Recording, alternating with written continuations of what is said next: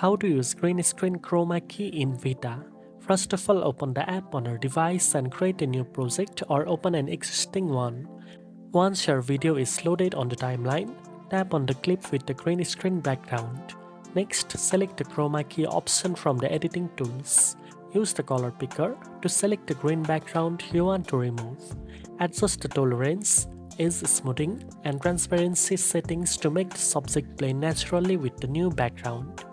After removing the green background, you can add a new background by selecting an image or video from the built-in library or uploading your own. Preview the video to ensure the subject looks clean and the new background fits seamlessly. Now you know how to use green screen chroma key in Vita. If you found this video helpful, don't forget to like, share and subscribe for more editing tips. Thanks for watching and I'll see you in the next one.